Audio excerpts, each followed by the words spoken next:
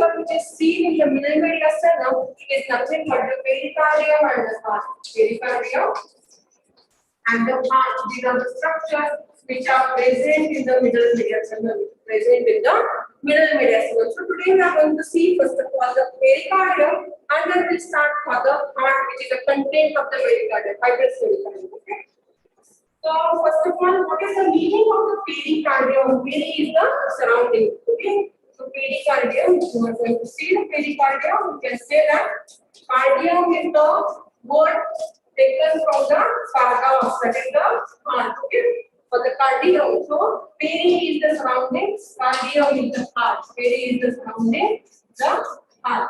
So this is the fibrous structure, or we can say the fibroserous structure, which is surrounding the heart. So by definition, what we can say, pericardium is a fibroserous sac which is enveloping the heart from all the sides. Okay. Now, what are the types of pericardium, or which are the types? Where it is situated? It is situated in the middle mediastinum. Okay. Now, what are the types of the pericardium? There are two types of pericardium. One which is called as the fibrous pericardium, and the second type which is called as the serous pericardium. Okay. So there are two types of pericardium. One outer is the sac, complete sac, which is called as the fibrous pericardium. Lying inside the fibrous pericardium is the serous pericardium. The serous pericardium, it is composed of two layers. The serous pericardium, it is composed of two layers. The one which is covering the heart itself, it is called as the visceral layer of pericardium. And this visceral layer of pericardium is feeding with the myocardium. So we are calling it as the epicardium. It is the epicardium, like you have seen that the coverings of the muscles, endomysium, then perimysium, myomysium, and the perimysium. Like that, here is the epicardium, myocardium, and the endocardium. Are the three layers of the heart. Okay, on outside layers. So what is epicardium? Epicardium is nothing but the visceral layer of pericardium, serous pericardium. Okay? If you measure the thickness of the pericardium, okay, both of the pericardium, okay, together. If you measure the thickness of the pericardium, it is almost 1 to 2 millimeters in thickness. Almost 1 to 2 millimeters in thickness. One combined here, if you measure the thickness of three fibrous, serous, both two layers of the serous. After that, we can the outer layer, which is lining the inner surface of the fibrous pericardium. See, it is a bag. This is the fibrous pericardium. One layer is lining this bag from inside is the parietal. Layer. It is folding upon itself, lining the heart. It is the visceral layer. Okay. So we can say that it is a conical sac-like structure. You can see this fibrous pericardium. It is a conical sac-like structure which is enclosing the heart. Lining inside this structure is the one layer which is called as the parietal layer of the serous pericardium. Lining this layer, the fibrous pericardium, it is the parietal layer of the serous pericardium. It is folding upon itself here, and then it covers the heart. And it is in the form of the epicardium. So one layer is folded upon itself, continues near the base of the major vessel. Okay, continues majorly with the base of the major vessel, which is the arch of aorta. Okay, and then the second major vessel, you can see for the pulmonary trunk here, the pulmonary trunk, which is bifurcating of the body. Okay, which is the posterior aspect of the arch of aorta. So where it is reflecting upon itself? Near the adventitia of the great vessels. Here the adventitia of the great vessel. Where this fibrous pericardium is ending? The fibrous pericardium is ending by merging with the adventitial layer of the great vessels. Okay. Which are the great vessels? One One is the ascending aorta with the arch of aorta. Second is the pulmonary trunk. Second is the pulmonary trunk. Immediately it is dividing into its two branches, right? Pulmonary artery and the left pulmonary.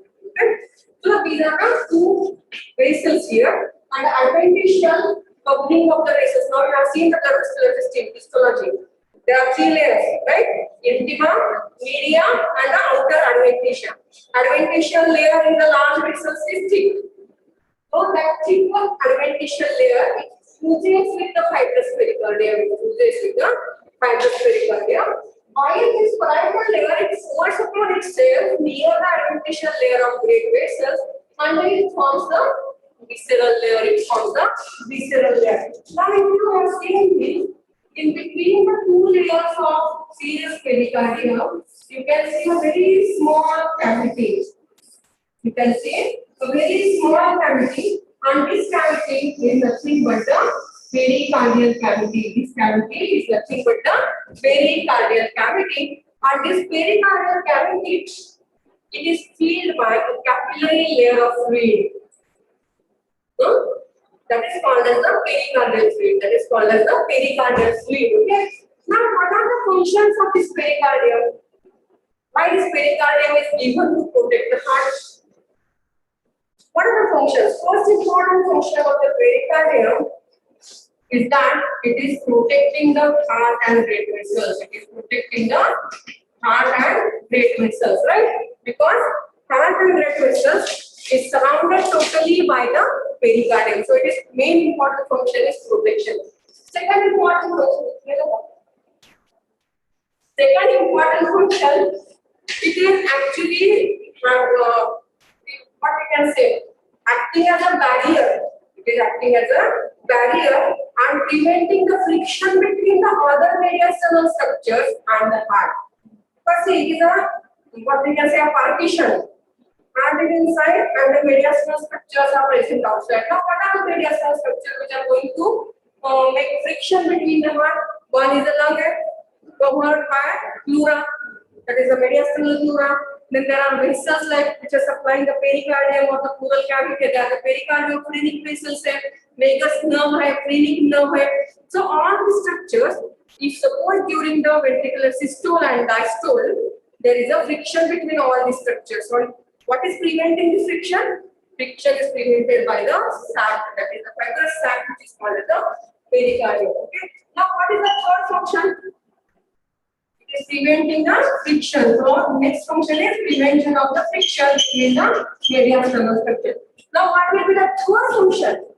It is preventing the over distension of the heart. Preventing the over distension of the heart and the over dilatation of the heart also. Over dilatation of the heart also.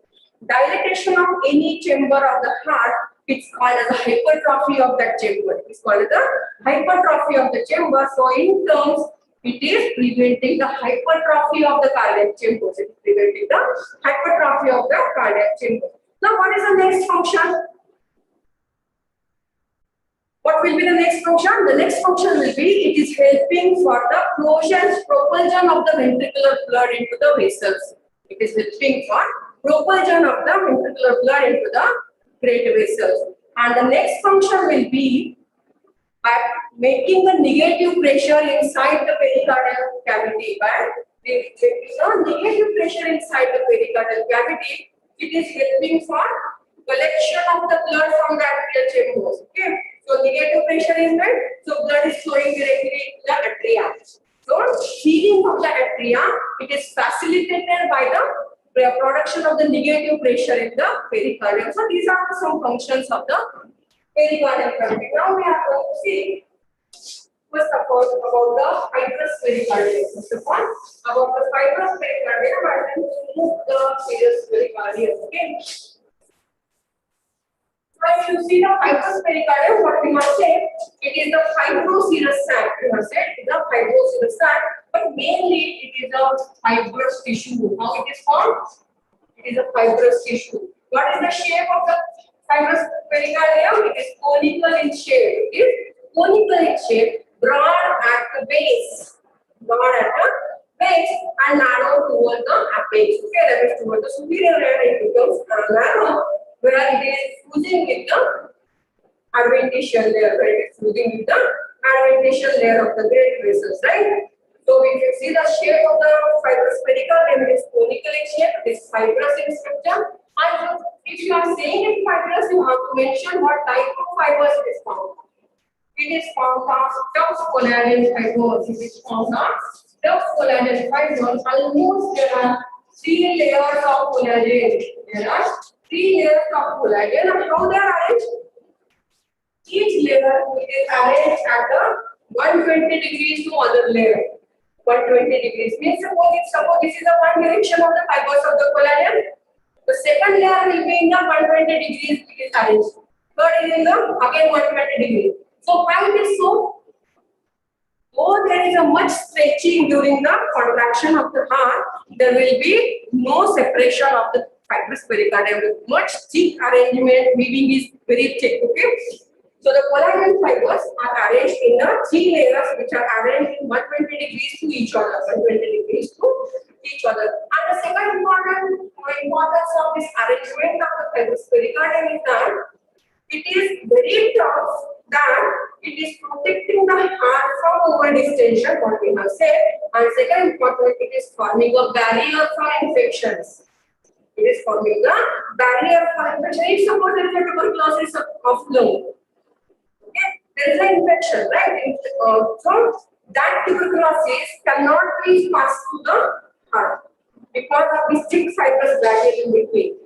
Thick fibrous barrier in between. What there is a pleuritis, pleurisy-like structure. This is that infection cannot be spread to the heart. A separate chamber is maintained because of this fibrous arrangement of the sac. Okay. Now, what we can say, the fibrous pericardium, it is actually situated in the middle mediastinum, and it is adherent to the structures which are present. Some are superiorly, some inferiorly, some anteriorly, which are maintaining the stability of the heart in the mediastinum. And those structures which are getting attached to the different structures which are maintaining the stability of the heart, that is called the cardiac seatbelt. It is called as the cardiac seatbelt. What is cardiac seatbelt? Why it is called as a seatbelt? What is the function of the seatbelt? By seatbelt, we are maintaining our stability in the heart. Right? So here, the stability of the heart and the fibrous pericardium is maintained by 3 structures. One is situated superiorly, which is situated inferiorly, and which is situated on the anterior aspect. So these are the 3 adhesion points. These are the 3 adhesion points where the fibrous pericardium is adhered to the different structures and making it a stable platform for the heart contraction. Okay? It is not moved. If you are lying down, there is a stability of the fibrous pericardium. If you are bending forward, maintaining the stability because of this cardiac seatbelt. Now, which are the structures which are forming the cardiac seatbelt? The first structure we have seen, which is the site of adhesion superiorly, that is the adventitial layer of the great vessels. That is the site of adhesion, fixation. Okay. So here it is lovely fitting with the adventitial layer. So this is the first site of adhesion. This is the first site of adhesion, or we can say this is the superior page. This is the superior seatbelt where the fibrous pericardium is lovely fitting with the adventitial layer of the great vessel. Now, what is present inferiorly, which is actually called the inferior seatbelt? You can see this is the muscle here which is present, and that is separating the thoracic cavity from the abdominal cavity. It is separating the thoracic cavity from the abdomen, and that muscle is actually a partition between the thoracic cavity and the abdominal cavity. It is a muscular so it is called as the thoraco-abdominal diaphragm. It is called as the thoraco-abdominal diaphragm. The area where this fibrous pericardium it is lying on the diaphragm, it is called as the central tendon of the diaphragm. It is called as the central tendon of the diaphragm. Okay. It is actually one of the sites from where the fibers of the diaphragm they are also taking origin. So this is the central tendon of the diaphragm, where you can see a very snug fitting or very tight fitting with the central tendon. You have to cut the central tendon to remove the fibrous pericardium. Okay. Unless and until you cut this area, you cannot separate the fibrous pericardium from the thoraco-abdominal diaphragm. Why this is so? Why the central tendon is snugly fitting with the fibrous pericardium? Because developmentally it is derived from the same structure. Developmentally, it is derived from the same structure. Now, which is the same structure we can say? I think in the embryology part, see, we have drawn this diagram in the embryology. You remember this. What is present inside? What is this part as? In this diagram, you can see one structure in the sleeper-like embryo, where you can see the precaudal node. Okay. Then here is the neural tube formation at the local cornea. There is a buccopharyngeal membrane anteriorly, right now, and there is a structure which is called as the septum transversum. There is a structure which is called as the septum transversum. I'm not going into the details for this area, but just I think you have seen this is a sleeper-shaped embryo where you can see the precaudal plate, precaudal node. Sometimes it is called a procaudal plate also. Procaudal plate and a procaudal node with the notocaudal process and the notopod with the buccopharyngeal membrane. Here is the cloacal membrane area where the ectoderm and endoderm have fused together. I think you have seen this diagram also. Where you can see this is the ectodermal part. The ectodermal part is fused tightly with the endodermal layer at the buccopharyngeal membrane. Then you can see anteriorly this is the what you can say is the coelom. That is the intraembryonic coelom part, and this intraembryonic coelom part has fused together, and then this amniotic cavity will be there, and the yolk sac will be there inferiorly. Yolk sac will be there inferiorly. This buccopharyngeal membrane is separated posteriorly. You can see this part. This is the ectoderm, and this is the endoderm which is forming this, and this is the yolk sac here. In between you can see this is the notopod which is present, and the intraembryonic mesoderm which is present in between the layer. Ectoderm, mesoderm, and endoderm. Trilateral germ disc. I will draw it by blue color. This is the mesoderm part, right? And afterwards near the dorsal end you can see this ectoderm is here. This mesoderm is, there is no mesoderm up to this level. This mesoderm is present, and this endoderm is fusing with the ectoderm at dorsal end, which is called as the cloacal membrane or the common cloaca. Called as the common cloaca, where this amniotic cavity is fusing with the yolk sac. Somewhere here is the and diverticulum, and this is the yolk sac. This is the yolk sac. Now, just anterior to this intraembryonic coelom, the structure which is formed as is the septum, which is separating the endoderm from the ectoderm, which is called the septum transversum. Which is called the septum transversum, which is the most cranial end of the developing embryo. Which is the cranial most end of the developing embryo. Okay, so from cranial to caudal, what I can say here, this is the septum transversum, this is the intraembryonic coelom. Then the buccopharyngeal membrane, somewhere here the intraembryonic coelom. Then the buccopharyngeal membrane, what I have drawn here. Then separation, that is the triembryonic germ disc. Then the cloacal membrane which is present here. What is the notocaudal process? I am drawing in the mesodermal part. Okay. And after that, the septum transversum, which is the cranial most area of the developing embryo, it is giving rise to three structures. It is developing into three structures. What are the three structures? The first structure is the fibrous pericardium. The first structure is the fibrous pericardium. The second structure is the central tendon of the diaphragm, and the third structure is nothing but the mesoderm part of the liver. Okay, mesoderm part of the liver. So whenever one structure is developing into three parts, these three developed parts are connected together. They are connected together. So sometimes we ask like that. What are the derivatives of septum transversum? What are the derivatives of septum transversum? The derivatives of septum transversum are three. One is the central tendon of the diaphragm. Second one is the fibrous pericardium. And third one is the mesodermal part of the liver. Mesodermal part of the means fibrous component of the liver. What is the derivative of mesodermal part of the liver? Is nothing but the fibrous component of the liver. We are going to see what is the fibrous component of the liver and what is the cellular component of the liver during the liver part. But But the fibrous component of the liver is a derivative of a mesoderm of septum transversum. And what is septum transversum?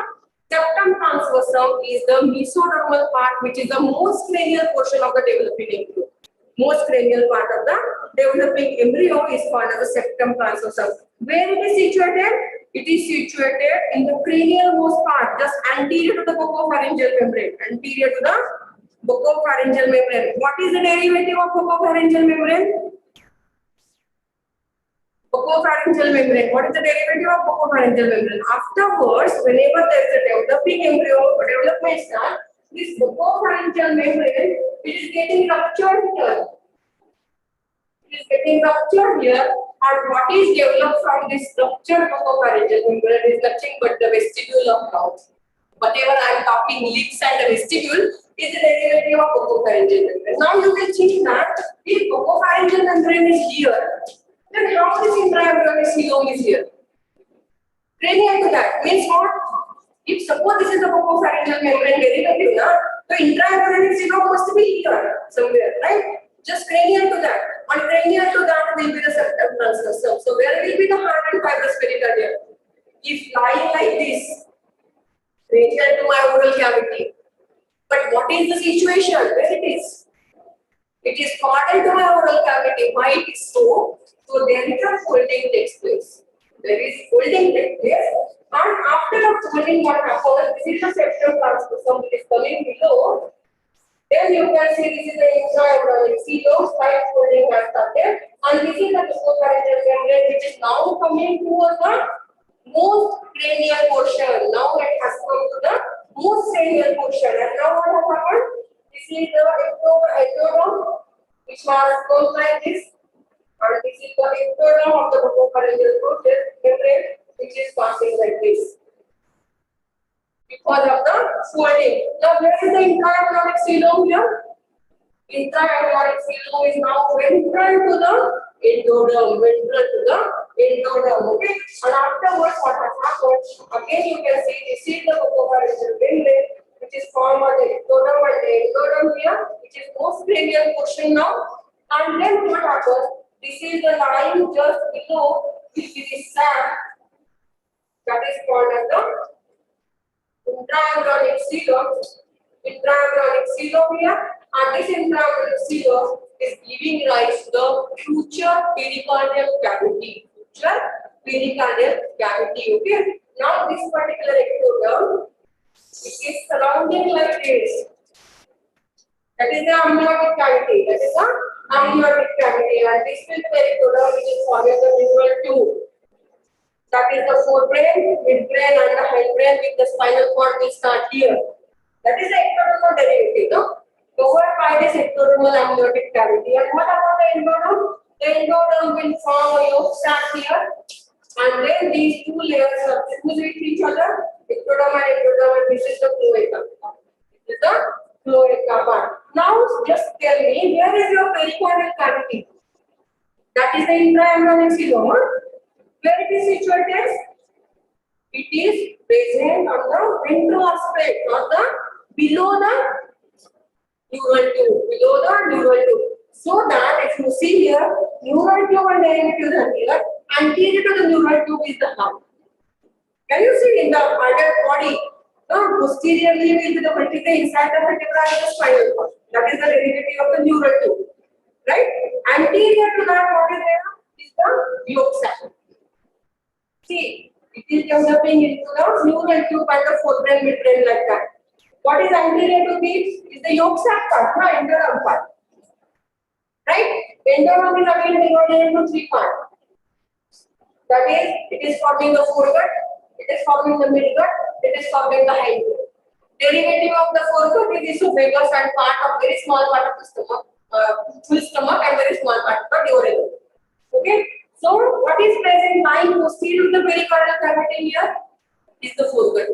Is the foregut part. So, here in the adult also you can see posterior to the pericardial cavity is the esophagus. Is the esophagus. Okay, in adult also. Why it is so? Because of the folding of embryo now, the pericardial cavity has become most ventrally. Then comes the endodermal derivative, that is the foregut, and then comes the neural tube derivative, that is the spinal cord. Okay, spinal cord. And where is your septum transversum? Septum transversum is now in between the pericardial cavity and the part of the GIT and the part of the GIT, so that here it is going to give rise the fibrous pericardium component. Okay, it is giving rise to the separating area between the thorax and abdomen, that is the central tendon of the diaphragm, and part of it is spreading in the GIT region, which is in future forming the fibrous component of the liver, which is forming the fibrous component of the liver. And all these three are fitting together. All these three are fitting together, or they are very much fitting with each other. Unless and until you cut this, then only you can separate the liver. Liver also, you have to separate, or you have to cut the peritoneal ligaments here and the fibrous component, then only it is separated from the diaphragm. Because septum transversum has got some derivative part of the liver. Central tendon has some part related with the fibrous pericardium. Okay. Now here again we are coming to the cardiac seatbelt. The inferior cardiac seatbelt is formed by the central tendon of the diaphragm, and where it is fitting snugly with the central tendon, so that it is fixing with the diaphragm, so it is maintaining its stability. So it is maintaining its stability. Okay. And now what is present anteriorly? You have seen or studied the sternum, I think, in the offline demo class, right? In the offline demo class, you must study the sternum, where you can see this is the mammalian part. Okay, you have seen this body of sternum part, and you have seen the zippy sternum part. You have seen this zippy sternum part. Okay, this is the plane of Leydig which is passing here, which is separating the superior medial sternum from the inferior medial sternum. Now there is one sac here which is situated, which is nothing but our fibrous pericardium. And extending from the body of sternum, there are two ligaments you have studied of the posterior surface of the sternum, extending from the posterior surface of the body of sternum to the anterior surface of the fibrous pericardium. One is present superior, one is present inferior. So one is called as the superior pericardial sternopericardial ligament, and second is called as the inferior sternopericardial ligament. Okay, so these are the two ligaments. One is the superior sternopericardial, one is the inferior sternopericardial ligament, which are fitting the fibrous pericardium from the anterior aspect. Which are fitting the pericardium from the anterior aspect. So this is the third seatbelt where it is fitting with the on the anterior aspect. So it is actually not moving, it is not mobile. It is fixed there. It is fixed there. So these three structures are called as the cardiac seatbelts. These three structures are called as the cardiac seatbelts. Okay. Now after these structures and shape, we have seen situation, we have seen then how it is maintaining its stability, we have seen what will be the relations of the fibrous pericardium. What are the relations now? You must study the relations also, right? So what are the relations? Superiorly, what is there? Superiorly are the great vessels. Superiorly are the great vessels. What are the great vessels here? I can say is the ascending aorta superiorly. Then I can say the pulmonary artery, that is the pulmonary trunk. And there are four pulmonary veins which are coming from the lung opening into the left atrium posteriorly, right? Which are carrying the oxygenated blood from the lung. There are four pulmonary veins. So all these four pulmonary veins, along with the ascending aorta and the pulmonary trunk, they are related superiorly. They are related superiorly. What is related inferiorly? Is the diaphragm, but not only diaphragm, but below the diaphragm, which is the structure situated here. Is the organ here? Is the liver. Is the liver. And which is the organ here? Is the fundus of the stomach. Is the fundus of the stomach. So is the diaphragm and the fundus part of the stomach is related inferiorly to the fibrous pericardium, inferiorly to the fibrous pericardium. What is related anteriorly? Anteriorly is related with the sternum only or so many structures. Anteriorly sternum is overlapped by the anterior margin of the left lung. Anterior margin of the left lung with the left pleura. With the left pleura. Up to where? second costal cartilage to the sixth costal cartilage. Second costal cartilage to the sixth costal cartilage. On both the sides, the pericardium is related with the anterior margin of the lung with the pleura, except on the left side from fourth costal cartilage to sixth costal cartilage. Except on the left side from fourth costal cartilage to the sixth costal cartilage, the pericardium is directly in relation with the sternum. Because see, if you have seen the left lung, it has an oblique margin. So the left anterior margin will be oblique, and here in the fourth and sixth part, you can see the pericardium is in the direct relation with the sternum, body of the sternum. Okay, but on the right side, it is related from the second costal cartilage to the sixth costal cartilage. It is related with the anterior border of the right lung and right pleura. Right? Along with what is there anteriorly, we have seen two ligaments, that are the superior sternopericardial ligament is present on the anterior relation with the inferior sternopericardial ligament. And if you have seen, if suppose not rigorous, one gland is descending down here. It is a bilobe gland. Which is this gland?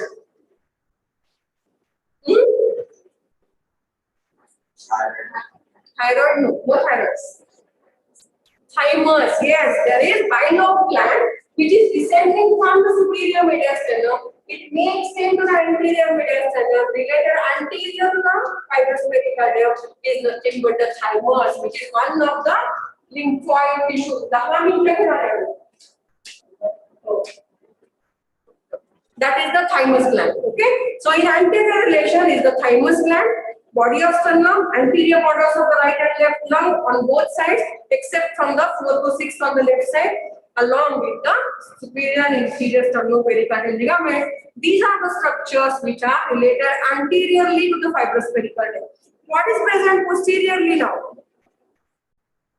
What is present posteriorly? See, from posterior aspect I can say there is one tube here. There is one tube here. Divided into its two branches. One is going to the right lung, one is going to the left lung. That is the trachea, which is dividing into the right and left principal bronchus, which is situated on the posterior aspect. Is situated on the posterior aspect. You have seen that. This is the ascending aorta, which is piercing the fibrous pericardium. Arch of aorta has started here, and this arch of aorta has continued posteriorly as. What is that called as? Descending thoracic aorta passing posteriorly. So what is present posteriorly is the descending thoracic aorta. What is present in the posterior relation is the descending thoracic aorta. Is the descending thoracic aorta. Okay. Still posterior to the descending thoracic aorta. What is present in the relation? Starting at the level of the sixth cervical vertebra on the inferior aspect. Crossing the superior mediastinum, having the curvature, there is one tube which is piercing the thoracic down the diaphragm in 2.5 centimeters now the cavity continues with the stomach. Which is this tube? Esophagus. Is the esophagus which is present on the posterior aspect. It is present in the posterior relation of the fibrous pericardium. Okay. Then there is one structure which is piercing along with the what we can say abdominal aorta now. Okay, it is piercing the diaphragm and passing about, and then crossing from the right to left side is nothing but very small duct, which is the lymphatic duct, which is called as the thoracic duct. It is called as the thoracic duct. Okay, which is present on the posterior aspect of the fibrous pericardium. And that way, one more vein which is present in the posterior relation, partly a large vein draining on the right side, it is called the azygous system of veins. That is the azygous vein on the right side, right posterior part, while the hemiazygous vein on the left side, hemiazygous vein. There are two hemiazygous veins. One is the superior hemiazygous, one is the inferior hemiazygous. Okay, on the left side. So on the left posterior part are the two hemiazygous veins. On the right posterior part is the azygous vein. The azygous vein. So what relations we have completed? We have completed the anterior relations. We have completed the posterior relations. We have completed the superior relations. We have completed the inferior relations. Now what is present on the lateral aspect? What is present on the lateral aspect? If this is a cavity, this is the pericardial cavity, it is lying like this, right? So there must be lateral structures also, na? We have seen the anterior, we have seen the posterior, we have seen the inferior, we have seen the superior. What is present on the lateral aspect? Overlapping the structure. What is seen here is the mediastinal surface of the left lung. Is the mediastinal surface of the left lung on the left lateral position. So lateral are two. One is the right lateral, one is the left lateral, right? See, imagine three in a three-dimensional way. If suppose this is a fibrous pericardium, this is the left lateral surface and this is the right lateral surface. So what is seen in the left lateral surface is the left mediastinal surface of the lung, that is the left lung, okay? Along with the left-sided mediastinal pleura. Along with the left-sided mediastinal pleura. Now next lecture will be the lung and pleura only. That time we will study the details. What types of pleura are there? Mediastinal pleura hai, apical pleura hai, posterior, that is the costal pleura hai. So this mediastinal pleura is related on the left side. Along with that, what is present in between is the left phrenic nerve passing in between the fibrous pericardium and the mediastinal surface of the left lung. Is the left phrenic nerve along with the left pericardiophrenik vessels. Left pericardiophrenik vessels, right? On the right side, same way is the right mediastinal pleura, right phrenic nerve, and the right pericardiophrenik vessels, and the right pericardiophrenik vessels. Now, how this fibrous pericardium is developed? We have seen from the septum transversum. We have seen is the septum transversum, and I think in the embryology language you can say that there are two layers for the coelom. Both are continuous like this. One is called as the somatopleuric layer, one is called as the splantopleuric layer. I think you remember the general anatomy part. Okay, one is called as the somatopleuric layer and one is called as the splantopleuric layer here. Okay, the somatopleuric layer is giving rise to the fibrous pericardium, remaining part of the fibrous pericardium. And the splantopleuric layer is partly dividing into the visceral pericardium. We are going to see that. Okay. Now we have seen the relations, and after the relations, we will move to the blood supply of the fibrous pericardium. In the blood supply of the fibrous pericardium, the pericardiophrenic artery is a branch of the internal thoracic in the upper intercostal spaces, and in the lower intercostal spaces, it is branch given from the musculophrenic artery. We have seen last time the internal thoracic artery is dividing into its two branches. One is the musculophrenic, one is the superior epigastric, right? So that musculophrenic also it is giving one pericardial branch. And the internal thoracic is giving some pericardiophrenik vessels which are supplying the pericardium also, fibrous pericardium also, and part of the central tendon of the diaphragm also. Those pericardiophrenik vessels are supplying the fibrous pericardium. They are supplying the fibrous pericardium. Okay. If you see the nerve is branches from the vagus nerve. They are supplying the fibrous pericardium. Okay. Related with serous pericardium, we will see in the tomorrow, because whenever you are going to the serous pericardium, which is having two layers, one is the visceral layer and one is the parietal layer, we are again coming to this diagram. During the pericardium, that is the serous pericardium, before going to the serous pericardium, you have to study this particular part in the embryology and come prepare here, because we are concentrating into this area which is called as the cardiogenic area. Which is called as the cardiogenic area. In that cardiogenic area, now henceforth, remaining 3 or 4 lectures, only we are focusing in this area which is called as the cardiogenic area in the developing embryo, which is giving rise to the serous pericardium, which is giving rise to the heart tubes, which is giving rise to the myoepicardial mantle, which is forming the myocardium part of the heart, and how the tubes are formed, how the folds of swelling are formed, and how the folds of the pericardium has taken place, which are leading to the remnant in the other parts, that is called the transverse sinus of pericardium and oblique sinus of the pericardium. Okay, so come prepare by reading this particular area in the general embryology. Okay. Today we will complete only the fibrous pericardium, because much time is wasted during the adjustment of the camera. We cannot complete this serous pericardium. Okay, I think in the next week there is a second lecture of the heart. We will cover everything in that week. Okay.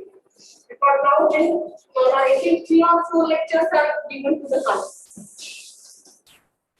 Next lecture we complete the serous pericardium with the transverse sinus, because in fibrous pericardium is a short note.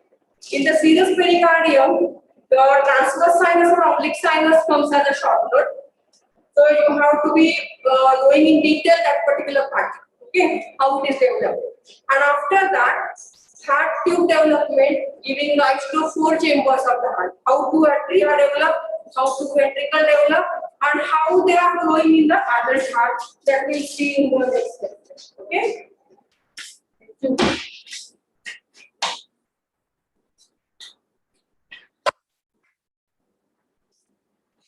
in fact,